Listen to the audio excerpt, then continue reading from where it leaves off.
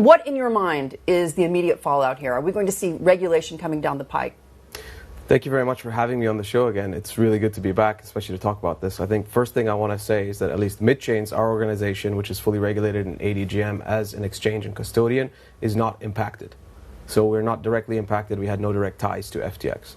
Now, what I see as the potential fallout for this, at least from what I'm seeing in terms of public information available, is that, first of all, the clients of FTX and as well the employees of FTX who are unaware are definitely impacted, and we feel for those people because this is a major financial loss for them. Now, what the ripple effects that could come across in the rest of the industry is especially in the firms that were trading on FTX, the lenders to FTX and Alameda, and potentially the wider banks that were dealing with them as well. Yeah, absolutely. But think about it this way. It just isn't good. It's not a good look for crypto. No. So what is the fallout in your mind from that? Because we've been debating, you and I, for a long time now about the crypto space. So there's two sides to the coin. You have, on the one side, firms like us who took a regulatory first approach with progressive regulators like here in ADGM. And I expect other regulators around the world to actually take a serious look at crypto and look at the examples that we've made here and a few other places in the world that have done the same.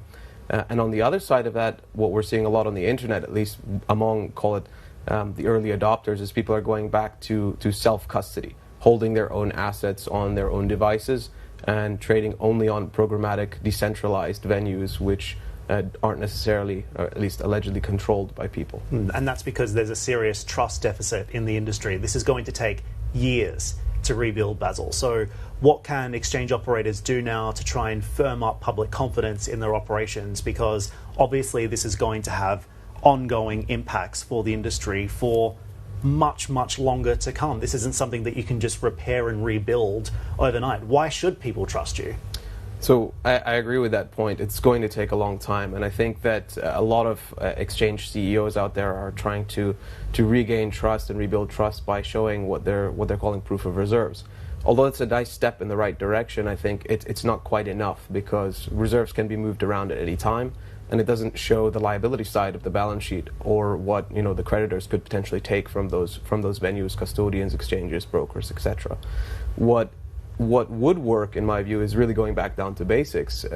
Following a regulatory regime which includes being audited by reputable third parties and being monitored for client account reconciliations on a daily basis. We've been doing that since we started on day one. It's super important. And I think other firms who wish to have that credibility or build that credibility should consider looking at regulation seriously and putting the effort in. It is effort. So where do you think it all went wrong for SBF and FTX? Was this a fraud from the beginning?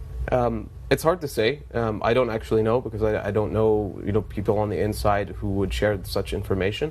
I've only ever met SBF once, and that was when he was here for FII in Riyadh in the region just in October.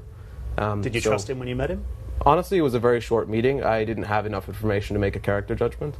So what I would say is that it's important for these businesses to kind of look at this example to say, okay, there was two firms operating as sister companies. One was a hedge fund, one was a crypto exchange. And what it appears is that in the last kind of fallout with a few firms going under, such as Luna, 3AC, etc., that client money was taken from FTX to subsidize the hedge fund's operation, Alameda in that case. Now, I don't know this for sure, but at least this is what it seems to be on the surface.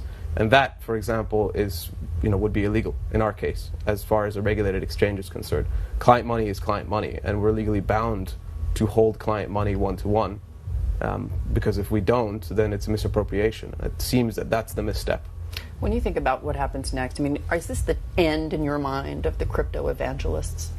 Not necessarily. I think they will always exist in some shape or form.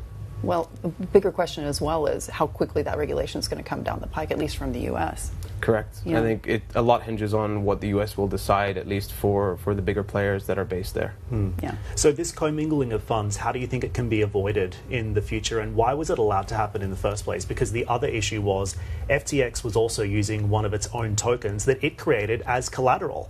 How is it possible that auditors weren't able to flag that, employees within the business probably saw it, probably knew about it, and did nothing about it to remedy that situation. And then at the same time, others within the industry as well who were also doing deals with FTX failed to do any sort of DD into the business and understand the balance sheet before going ahead to try and firm up arrangements with them and deals with them in the future. So the question of how it was actually allowed to operate in this way in the first place really comes back to my mind, because I just find it beggars belief, really, when in light of everything that's been revealed, the situation within the business just seems so tragic in a way.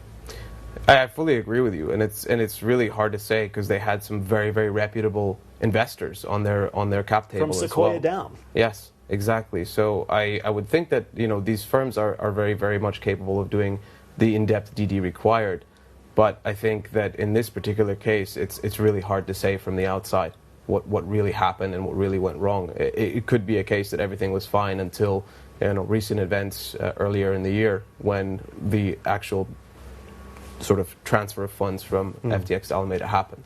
A big question over when all of this started as well. Just quickly, Basil, what do you think this means for the pricing outlook for Bitcoin, at least in particular? We've seen it come down quite significantly, had a bounce yesterday, but do you think we're going to be stuck within this range as a result of this situation for some time? I think for some time, and I think that's mainly because we haven't seen the full ripple effect of this yet.